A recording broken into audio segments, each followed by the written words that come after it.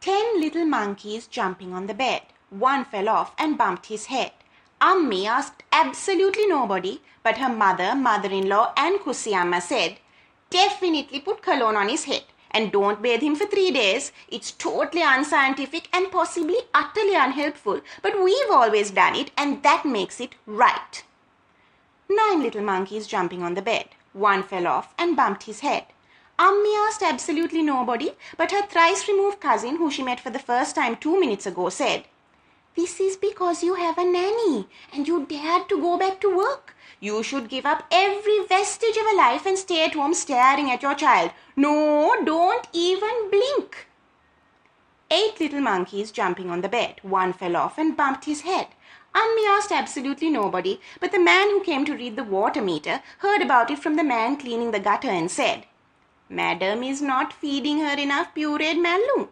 My child eats greens 16 times a day. You must have driven past McDonald's yesterday, no? That would have caused it for sure." 7 little monkeys jumping on the bed. One fell off and bumped his head. Ammi asked absolutely nobody, but the complete stranger standing behind her in the queue at the supermarket said, "He must have bumped his head in horror because you haven't lost your baby weight yet. He's afraid his father is going to leave you and you are asking for that, no? Get your fat butt to Zumba right now." 6 little monkeys jumping on the bed. One fell off and bumped his head. Ammi asked absolutely nobody, but the pick-me driver who turned up at her house by accident instead of her neighbors said, "Is your child a boy? Then you must expect these things, no? Boys will be boys. If your child is a girl, then you need to give her time out, a lecture, and reduce her thumb-sucking privileges. Girls must realize it's always their fault." 5 little monkeys jumping on the bed. One fell off and bumped his head. Ammi asked absolutely nobody, but her husband's stepmother's brother's third wife's 12th sister said, "You need to try alternative therapies. Maybe he's allergic to heights of 5 centimeters or more, or needs medication made from herbs that were picked during the minute of his birth. Oh, and here, put this large, pink, exorbitantly priced, completely genuine plastic quartz under his bed." 4 little monkeys jumping on the bed. One fell off and bumped his head.